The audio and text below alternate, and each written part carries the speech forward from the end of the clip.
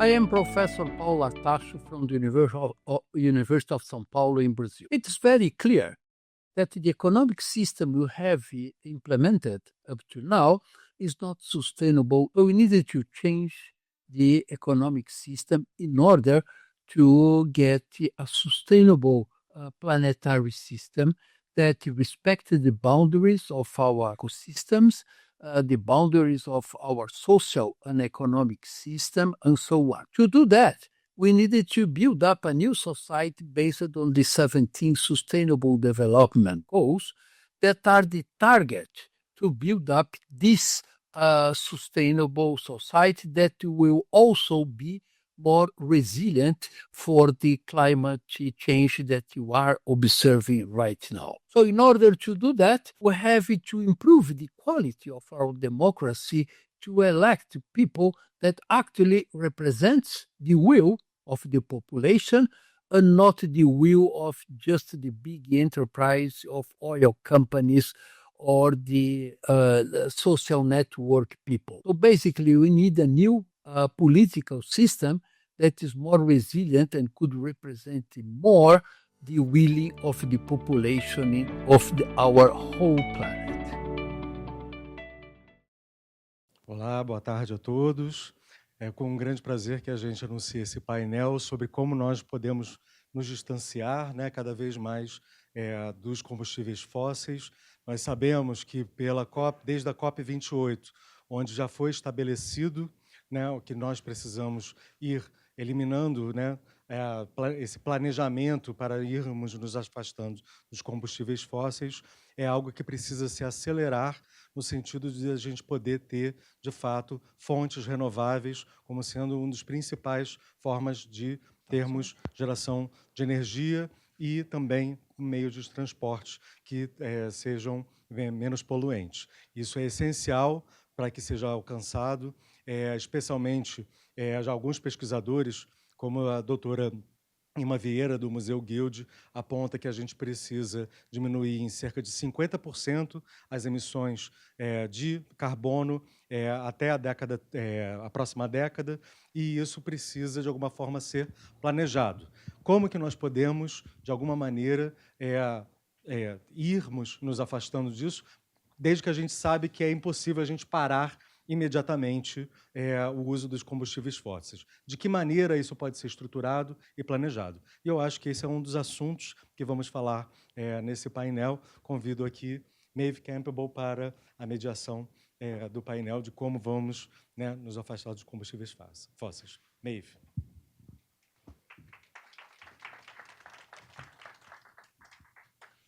Hello, everyone. If you haven't met me already, my name is Maeve. I'm a climate journalist based in London, and I'm very happy to be here today to be hosting our last panel of the day. And I'm sure that once we get going, we're going to get a bit more dynamic. The whole room is going to come in and join us. So as Leo said, I think this panel today is one of the most prescient and important debates that we're going to be having in the next few weeks. Is it feasible to phase out fossil fuels altogether? So phasing out fossil fuels is the call demanded by climate activists all over the world, but it's often demeaned as unrealistic by the oil executives, as I'm sure you'll all know. So why is phasing out fossil fuels so complicated? That's the question we're going to be asking today. This session was originally meant to be a debate, but despite our best efforts, we were not able to find advocates for continued fossil fuel expansion, which is hopefully a good thing, but it means that we're going to be discussing the nuances today of when, why, and how we can phase out fossil fuels. As we all know, renewables have grown exponentially over the last few years, but as energy demand is also growing, the argument used by fossil fuel companies is that renewables can't keep up. So is there a more nuanced shift required, and how hard is it to communicate? That's what we're going to be discussing today. So without further ado, I would love to welcome my panel to the stage. Please give them a round of applause. Hello. Have we all got a mic? Everyone's got a mic? You can share? Great. So on the end here, I have Bruce Douglas. Bruce is the CEO of the Global Renewables Alliance. He is a serial social entrepreneur and behind many important initiatives that have spurred the growth of renewables in the past 2 decades. Over here, just next to me, I have Rodrigo Sawaya, who is the co-founder and executive president of the Brazilian Association of Solar Photovoltaic Energy, or ABSolar, which is a trade association that represents companies and professionals in Brazil's solar power industry. And in the middle here, we have Elbia Ganum. Elbia is CEO of the Brazilian Wind Energy Association, ABIOLICA. She discovered her interest in the energy industry after doing her PhD thesis in restructuring the Brazilian electric power industry. And after working in the National Electric Energy Agency for a couple of years, she decided to start her own association supporting wind projects. Now, wind energy is the second most used energy source in Brazil. So that's quite an achievement. Thank you so much for joining me, all of you. We'll be doing this half in English and half in Portuguese. So my first question for you all is, coming from the UK, something I find very impressive about Brazil is that your domestic energy mix, 88% of it, of the energy generation, comes from renewables. That's up from 49% just 5 years ago. So what makes Brazil such a leader in renewable energy? Rodrigo? I can start, yes. First, let me thank you, Maeve, and also the organizers for the opportunity. It's a pleasure to be here and also to share this stage with Bruce and Elbia, who I respect a lot, and with whom we have been working for many years to help bring forward renewables in Brazil and in other parts of the world as well. So actually, I have 2 roles, Maeve. One of it is a co-founder and CEO of the Brazilian Solar Energy Association, and I'm currently the chair of the Global Solar Council as well, that represents the solar private sector on a global level. But talking about Brazil specifically, we have 2 important numbers, and we have to be aware not to mix them. One of them is how much of our mix on energy comes from renewables, and that's the 49% number you shared. So that's all energy, including transportation, including use of fuels. And this shows that Brazil is almost 50-50 in using renewable energy and fossil fuel energy, not only because of our electricity, that is 88% renewable, as you mentioned, but also because of the use of biofuels. And this is part of the success story of Brazil on the 1970s, when the government developed a specific program to help bring forward biofuels in Brazil, especially ethanol. So this is an important part of us understanding why is Brazil leading on the energy transition in many ways, in energy in general and in renewables specifically. When we talk about renewable electricity, then our grid is roughly 88% renewable in total installed capacity. Our number 1 electricity source is hydropower, with around 43 to 45% of the total installed capacity in the grid. We have 250 gigawatts of total installed capacity, all sources combined. Second in installed capacity is solar, with 62 gigawatts, that's 24%. Third is wind, with about 35, 38 gigawatts approximately. In terms of electricity generation, winds generate more than solar, so we are both in second place, I would say.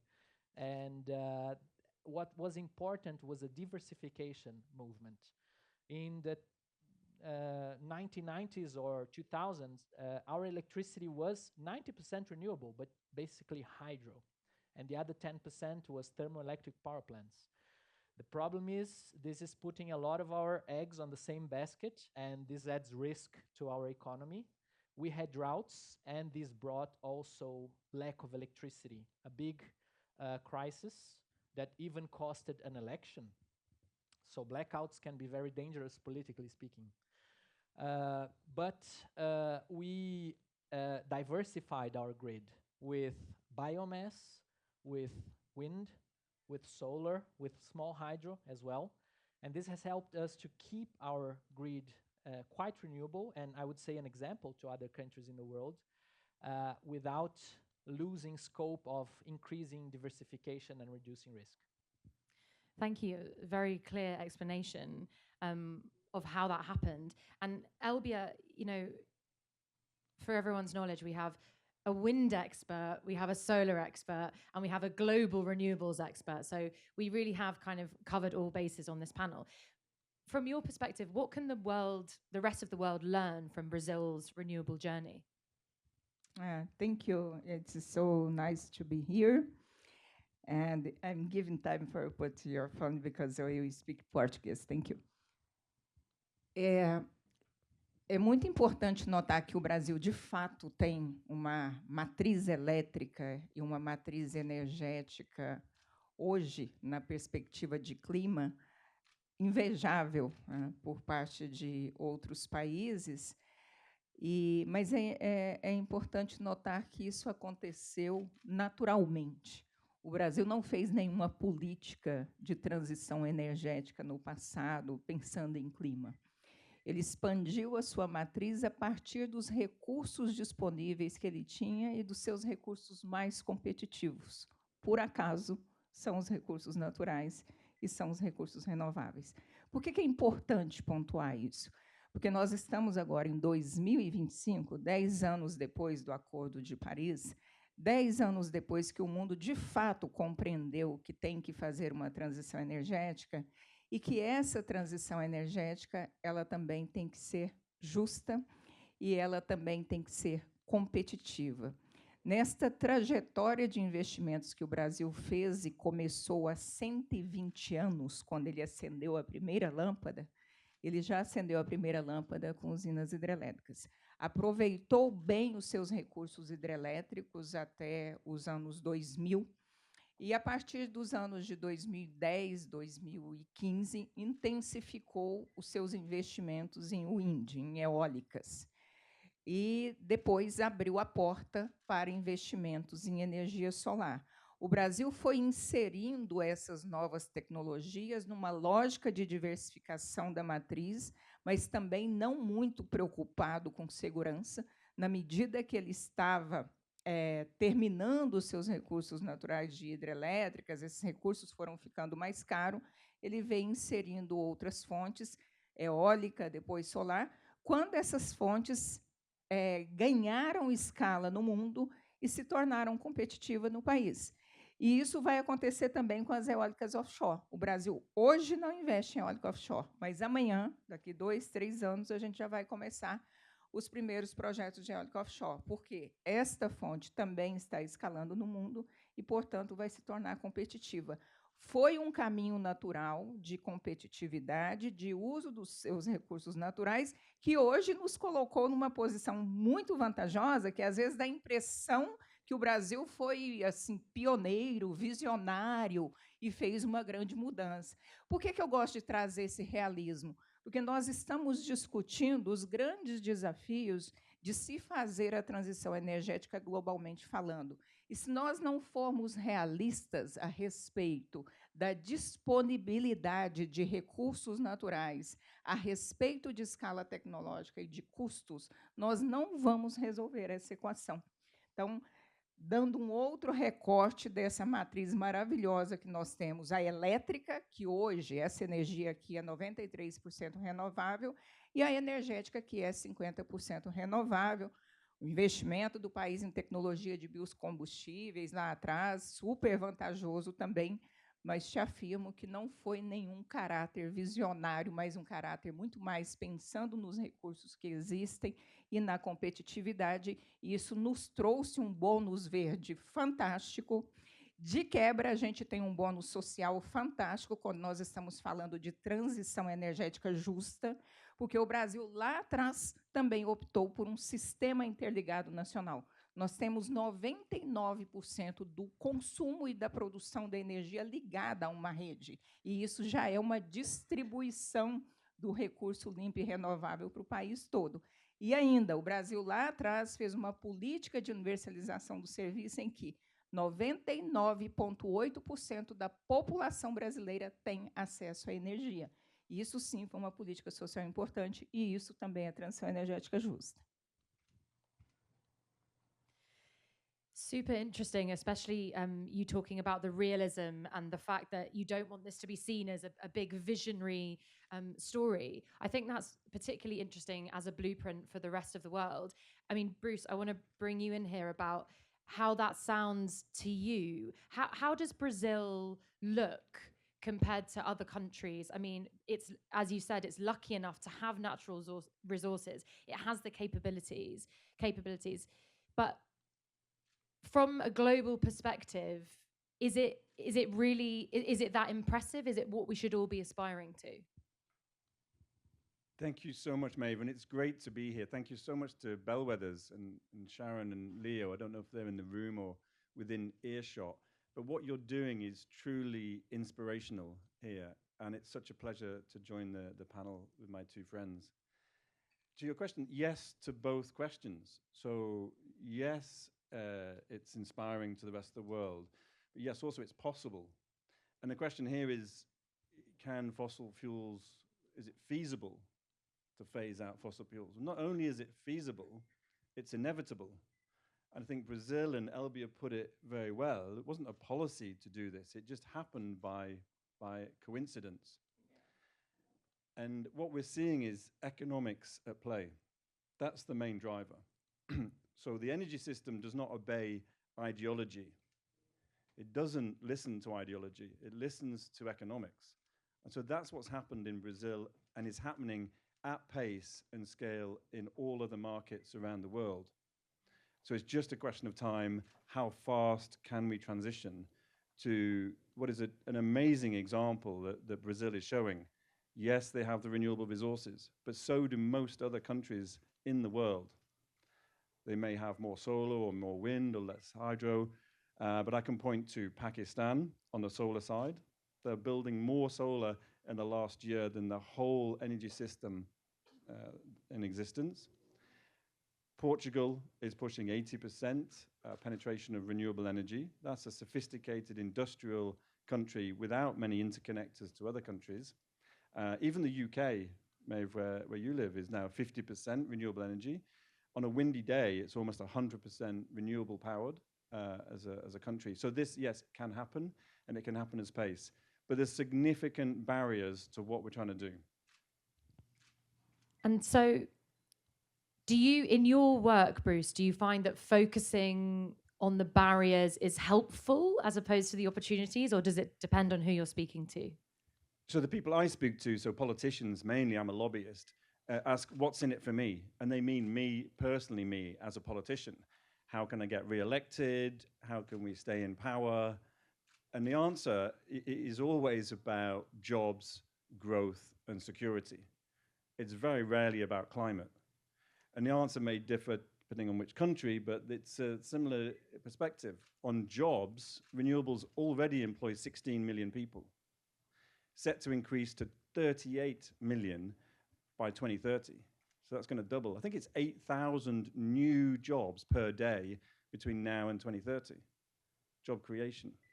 We also employ 3 jobs per dollar more than fossil fuel. So new renewable plant investments create 3 times as many jobs.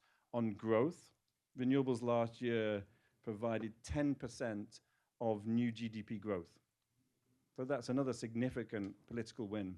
And the third on security, about energy independence, about the reduction of importation of volatile fossil fuels. So fossil fuels are not only dirty, they are very fragile and very volatile. And so what we say, between us, joking, is if you were going to pick a partner, and if you were out there looking for a new partner, you wouldn't pick someone who was toxic, expensive, volatile. You would be looking for someone who was clean, reliable, stable, and hopefully affordable. No, I don't say that to the politicians, but they get it. They understand this need to deliver power, affordable power, reliable power, and secure power to their populations. Clean is a benefit. You know, it's a huge benefit. And so this feasibility of phasing out fossil fuels, I think, is the wrong question. It's how do we accelerate that? And what we're facing is significant barriers. Political capture. So when I speak to these policymakers, they'll literally be looking over my shoulder saying, yeah, thanks, Bruce, but I've got 10 fossil fuel lobbyists waiting to meet me behind you. That's what we're up against. And sometimes in COP last year, we had about 200 renewable lobbyists. There was 3,000 fossil fuel lobbyists. So those incumbents, business as usual, presenting barriers, delaying what we're trying to do. So any delay for us, our members, is death. So it puts the development costs up, and all the projects fall over. And so what they'll do is extend the lifetime of fossil fuel by a few years. It's trillions of dollars if they can delay the inevitable demise of fossil fuels by 5 years. That's their play. This is now the end game for the fossil fuel industry. That's what we're in. And so you see tipping points all over the place, Brazil being one of them. And even China's announcement about their emissions peaking is another tipping point. The other huge barrier to what we're trying to do, and the biggest challenge for our industry, but all industries, is political cycles. So what we need for investor confidence is long-term, stable policies. So we think we have it. We think we have a vision on where we're going and how we can develop that, and so we can invest confidently. When politics change, and I'm pointing to the US as the obvious example, they then undo those policies, put the brakes on. But the good news is they can slow it down, but they cannot stop it. Now, the economics are absolutely clear. And you see their activity on blocking offshore wind farms, blocking solar projects illegally. I mean, the courts are now ruling in our favor, but it does delay investment. It puts our investor confidence back 10 years. Now, I'm not advocating for a dictatorship, but democracy and those political cycles really challenge our investors. So what I am looking for is, if you look beyond the horizon about where this is going, and those politicians with vision can now see the inevitable future of a clean, affordable, job-creating energy system, and then impose policies that are future-proof against political cycles. And there's many examples we can give. I think that's the message now, is don't look to tomorrow, look beyond the horizon and say, okay, how do we ensure that these are long-term frameworks, long-term support for what we're trying to do? And since we're talking about politics, Rodrigo, from your perspective in Brazil, how do we convince the Trumps or the Bolsonaros? We don't need to convince Bolsonaro anymore because we have Lula, but how do we convince the politicians who are not on board that renewables are economically viable and prosperous? Excellent question, Maeve. And we have to remember that although today we have a government that is sensitive to the subject of climate change, this might change in the future. So we need to be ready to engage society on different aspects and different spectrums. And this is interesting and important. And I'll give an example not only of Brazil, but also the United States. Some of the states that are growing faster on renewable energy in the US are Republican states, actually. And in the case of Brazil, and solar specifically, we have been generating jobs significantly and spread throughout all regions of the country, because people are installing solar on their rooftops. They are in fact supporting this technology from the bottom up. So it is a movement. It is not only let's say, the bigger decision makers or the bigger investors that are looking into this. It is society. And when this discussion becomes part of the conversation of day-to-day society, then we are starting to get real power in our hands, political power, right? Because as Bruce mentioned, to politicians, it is a lot of how can I get elected once again? And if you show, and it is the case here in Brazil and in many countries in the world, that there is a lot of public support for renewables, that people want this. There is an economic benefit, but there is a backing from society, be them conservatives or liberals, you know, progressives or less progressives, then you can find common ground. So it's important to say that renewables is not a partisan topic. It is a society topic. Absolutely. And you've just made me think there when you were talking about solar, that yes, we're talking about how to persuade politicians, but also getting everyday people on board. And I suppose the difference with solar is that it's very tangible and you have agency over it, as opposed to maybe wind or others. Not to compare them, but with solar, you can choose on your house to put them on. How have you found the reception of, you know, trying to promote that in Brazil? How do people take it? Well, we have polls showing that public support and people support for solar is around between 8 and 9 in each 10 people. They want to have solar on their rooftops. They want to have renewable to supply their needs also as a company. And we see a lot of support here in Brazil also from agribusiness, which is a very strong political agent in our country, and from small businesses as well. So it has been a very interesting road of building partnerships, I have to say. And we have been able to, in this process, gather a lot of support from society and politicians as a consequence. But it is also a discussion of integration of both small and large. In our view, and in AB Solar's view, it's not, we don't need only rooftop. We need both. We need large-scale wind, we need large-scale hydro, we need large-scale biomass, and of course, we need large-scale solar as well.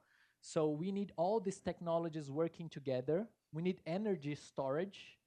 Together with these rooftop solar systems, we need batteries that will help people store excess electricity and use it when electricity is expensive, for example. And these are some of the technologies that we are working on here today. Thank you. And Elbia, tell us the real story of wind in Brazil, because it used to be relatively non-existent as an industry. And maybe you could also touch on hydropower in what we were discussing earlier, because from what I've been reading, there is quite a lot of backlash in the country against hydropower from a biodiversity perspective and protecting nature. As you said, obviously, it also leaves you open to the threat of droughts and flooding. Has wind really come in and made its mark in an industry that was very dominated by hydropower? Eu entendo que é mesmo uma evolução tecnológica, independente de se falar em transição energética, criação de emprego. O que é mais interessante ver é a história da própria energia eólica no mundo, que não é tão antiga. Nós estamos falando de viabilidade econômica no final dos anos 90, e os investimentos no Brasil já depois de 2005, 2010. Também é muito recente.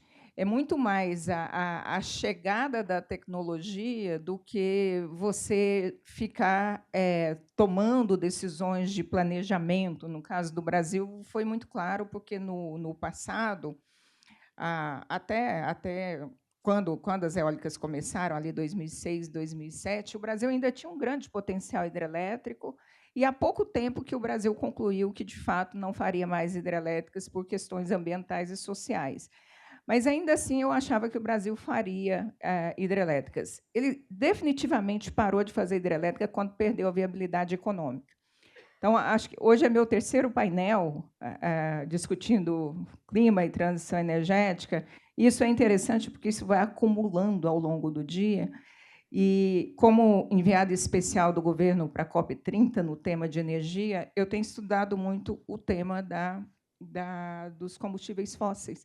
É que, geralmente, eu lido com energia elétrica, energias renováveis, e é um mundo muito mais fácil, né? Então, quando você vai para o mundo das moléculas e aí percebe a complexidade de se fazer a transição energética, você começa a fazer um pensamento mais amplo do ponto de vista econômico e também da evolução tecnológica. E o que você percebe, de fato, a história bonita que o Brasil tem para contar dos investimentos em energias renováveis está fortemente associada à natureza dos seus recursos naturais. Eles são muito bons. O vento brasileiro para a geração de energia eólica é fantástico. Não se sabe um lugar no mundo que tem um vento que produz energia eólica como no Brasil.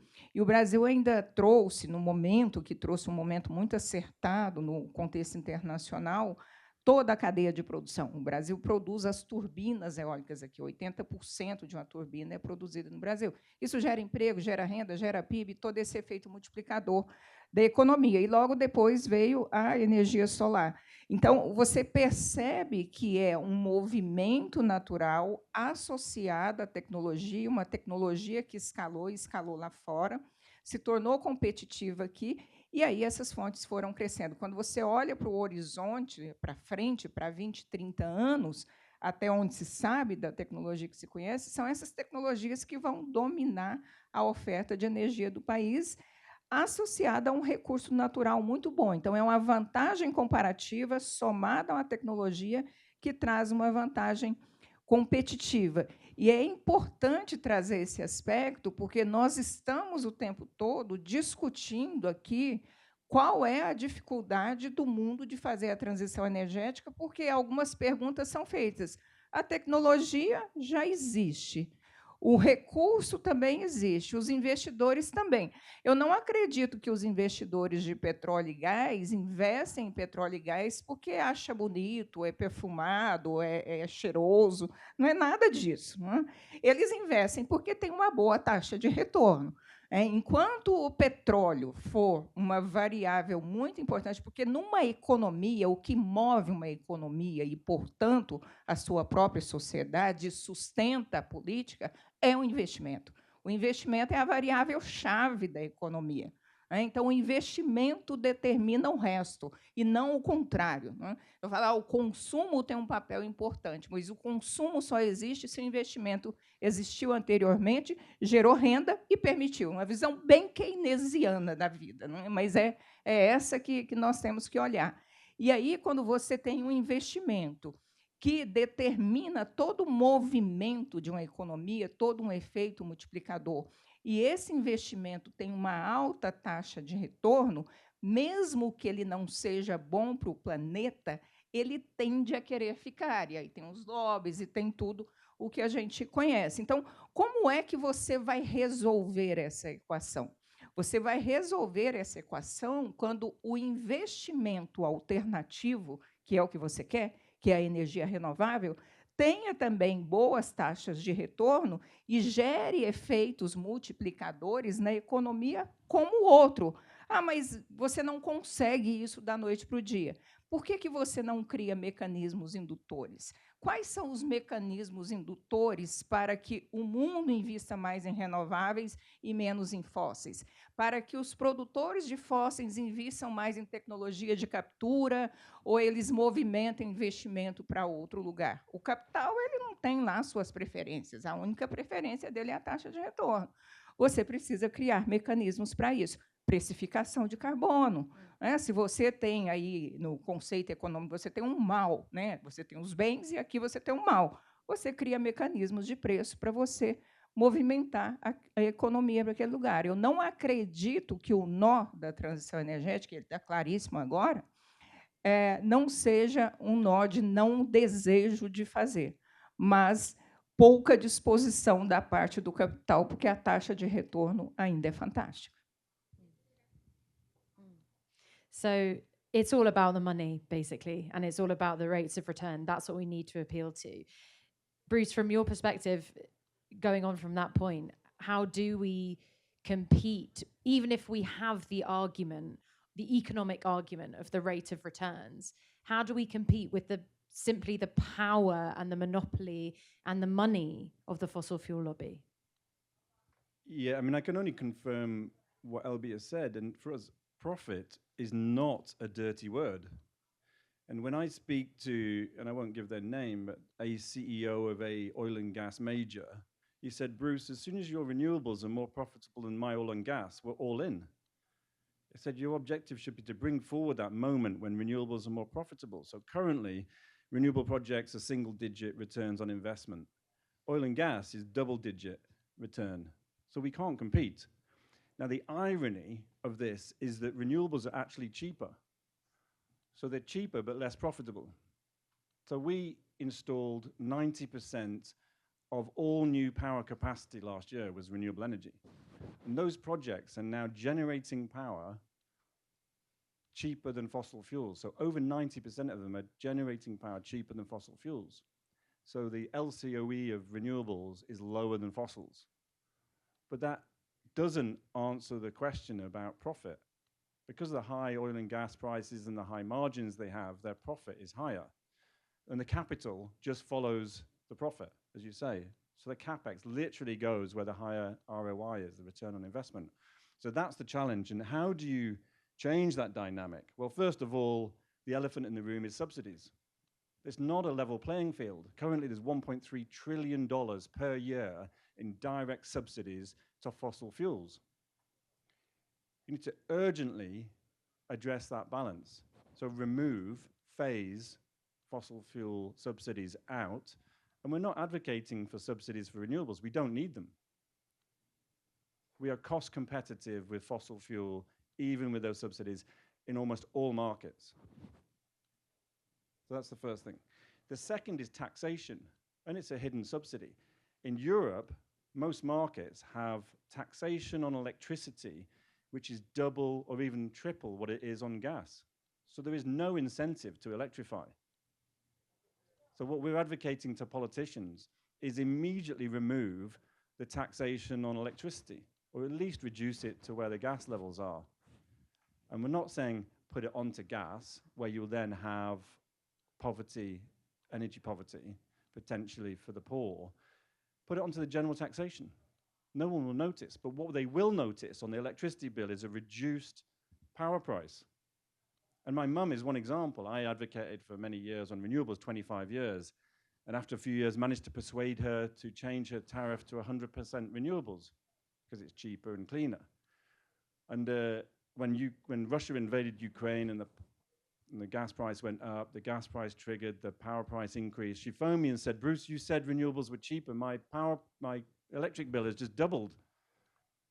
How do I explain to my mum that it's nothing to do with renewables? It's actually the Russian invasion which triggered gas, and the marginal pricing mechanism means that gas sets the price for power, even though she's on 100% renewable tariff. Impossible to explain, even though she's very sophisticated. In fact, my mum is more sophisticated than me in renewables. She has rooftop solar, electric vehicle, smart grid, and an app that allows her to optimize her power. She's 85 years old. So to your point about how accessible renewables are, and again, it's nothing to do with clean. She just has fun on it.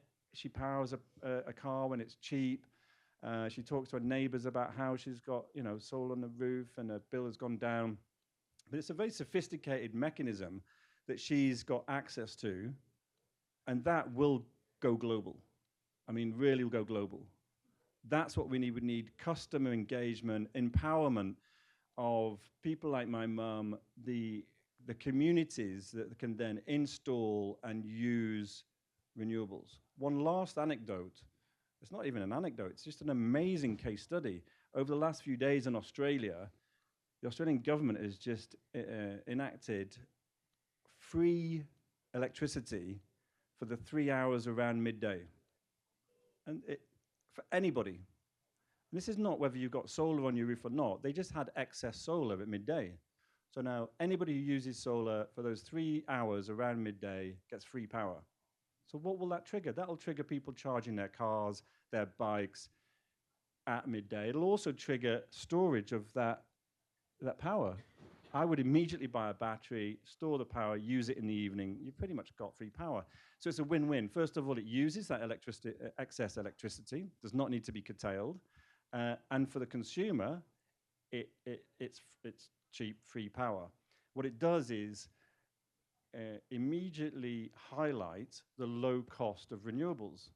And so any politician that we speak to, and the UK government is the same, who are now facing a backlash because of increased power prices, reduce taxes and give free power at those sunny moments. So it doesn't take much. It's low cost, no regrets policy that would immediately give what you were referring to, Maeve, is the question about how do you empower the consumer? How do you get the consumer on board? Well, you give them affordable power. And then that changes everything. It's the economics. And the apps as well that you talk, the almost gamification of it, I think, is sometimes quite helpful because people feel, it's that question of agency. They feel involved. I just wanted to quickly touch on that idea of communication. You can all come in on it because you were talking about your mum and how to explain to her, which is a bit of a metaphor for how to explain to everyone. And you mentioned earlier that, the word, and we talked about this earlier in the day, actually, on the media panel, if you were here, about this idea of the word climate is hugely divisive nowadays and extremely political, whereas energy is not climate. In all of your work, do you tend to use the word climate when you're talking about this? Do you talk about climate change in your promoting, I suppose, of your work when you're speaking to people, or do you find that actually takes away from the argument because people immediately associate it with politics? Bruce, do you want to start on that quickly? Yeah, I mean, my audience is politicians and business leaders. I never use the word climate, not because I don't think it's important, but because it's not a driver for their investment, for their decision making. As I say, they're interested in profit, in job creation, in affordable power. Oh, and by the way, it's extremely clean and will help save the planet. But that's the brackets afterwards, probably the most important piece. But you're not going to get to that piece if you don't sell the first piece. And I think that, resonates extremely well with my audience. And in fact, any of my friends, family, the usual dinner party conversation, you can sell it on that. Climate is strange. And going back to my mum, which is a good metaphor for the world, she'll phone me and say, Bruce, but then she used to believe in climate change. Now she's not so sure. She said, but the world needs carbon. What's this net zero? We don't want zero carbon. Again, trying to explain to her net zero is not zero carbon. It's about, getting back to where we were before industrialization. Again, difficult to explain. But what we're facing now is extreme disinformation. Because I asked her, where did you get your information? She said, I don't know, the media. But the media has been taken over. So this disinformation is all-encompassing now. So, and not just what you read, it's where you read it. And so the mass media is now owned by the fossil fuel, Daily Telegraph, Daily Mail, X, wherever you get your information now is distorted. And it's not misinformation, which is just mistakes. This is disinformation, so which is done on purpose to distract, delay, derail the transition for as long as possible. And I think that needs to be exposed. And Maeve, huge kudos to you and your team at Channel 4 and Climate, one of the advocates for the truth of, and people say, well, there's many truths. Is there? Lula was saying this is the cop of truth. Let's really expose the truth of climate, of what the fossil fuel industry is doing. But having said that, again, just to repeat, I don't use it with my audience because it's not a driver for their decision making. Although they say it is, it's not. Yeah, I'd like to give an example. This is an audience. I'm sorry, I want to speak Portuguese. Exemplo interessante que eu pego o Uber 3, 4 vezes por dia e às vezes falo ao telefone e aí o motorista sempre fala, a senhora trabalha com o quê? Eu falo, eu trabalho com mudanças climáticas e transição energética. O quê? Não, eu trabalho, então, com energia e tal, energia eólica.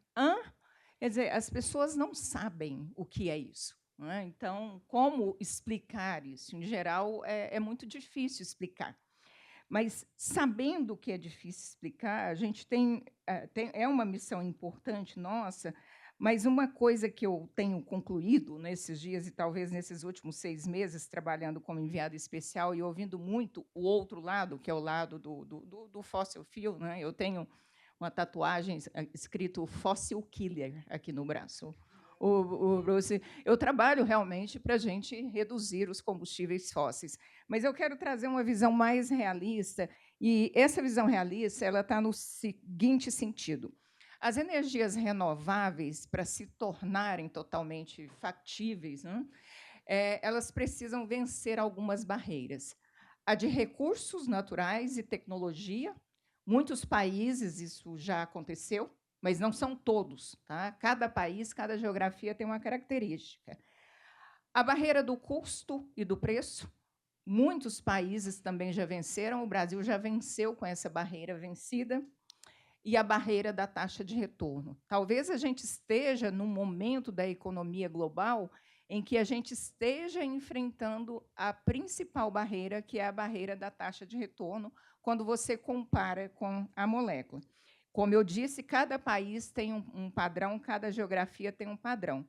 Agora, nós estamos caminhando nesse momento da transição energética, que não é um momento muito animador, né? Convenhamos, há alguns anos a gente estava um pouco melhor, e a gente tem percebido alguns negacionismos por aí, e são negacionismos distintos. Nos Estados Unidos, por exemplo, você tem uma clara divergência cognitiva. Não se quer falar em clima e pronto. Né? Mas essa divergência cognitiva ela está abafando uma outra questão que é principal, que é o interesse econômico.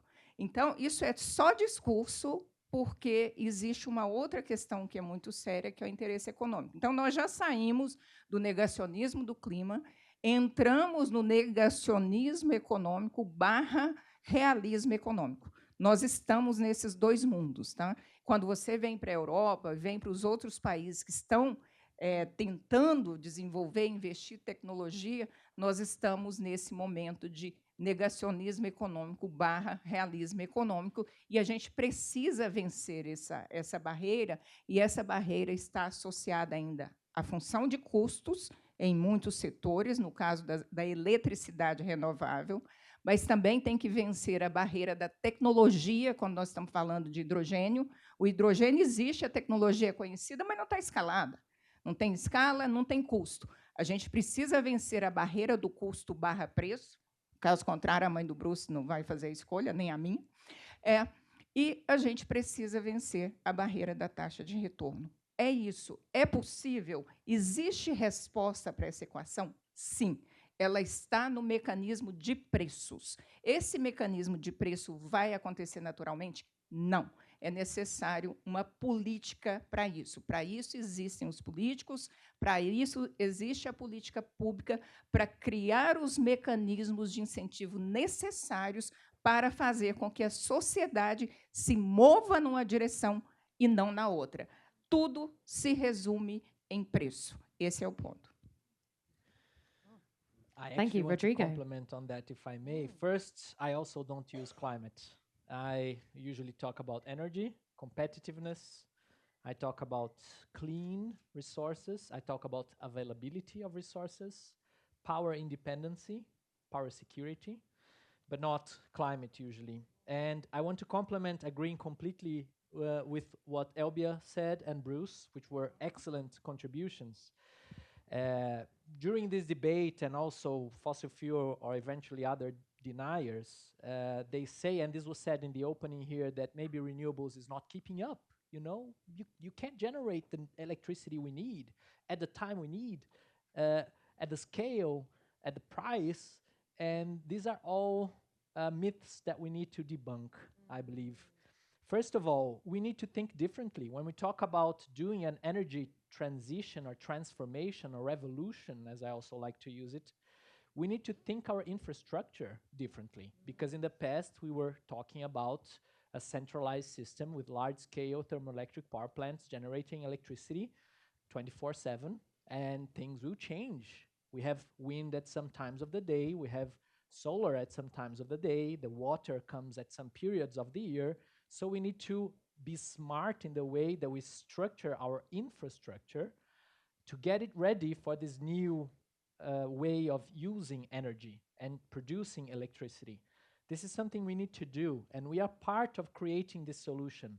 It's technically feasible, as Elby already said, and that's why we need to debunk that this is a myth. The second thing is that we need to plan the system ahead and plan it differently from what we used to do. Renewables is fast.